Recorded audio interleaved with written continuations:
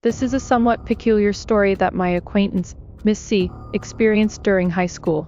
Sometimes in life, you may come across people frantically searching for something, seemingly unaware of their surroundings. The issue arises when such a person only appears visible to you. In such cases, it's crucial to feign ignorance. That's not a person. This story takes place during my second year of high school.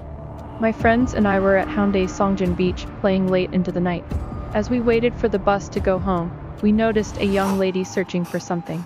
What was odd was that she was asking the people at the bus stop, but no one responded. We speculated whether she might be a crazy woman from the neighborhood. While waiting for the bus, I pondered this when, at some point, she approached me.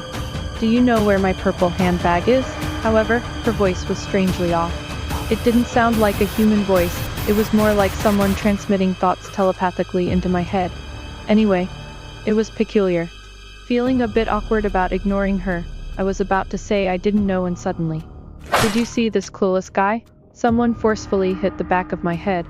It was a powerful blow that felt like my eyeballs were about to pop out.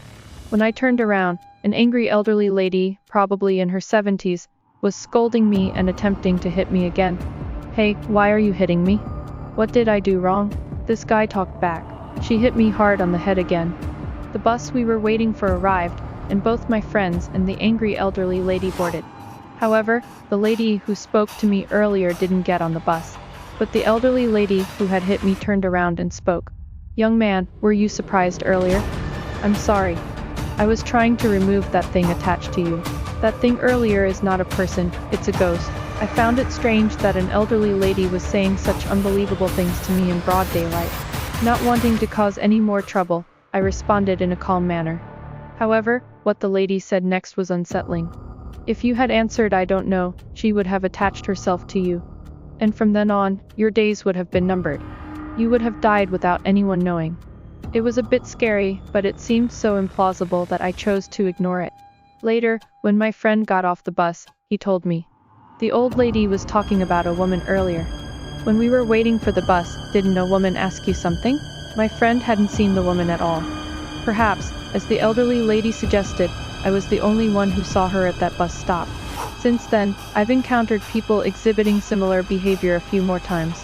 I often deliberately pretend not to hear when they act as if they're forcing themselves to speak a language, and when I hear voices not through my ears but inside my head. In those moments, always pretend not to know. It's not a person, it's a ghost.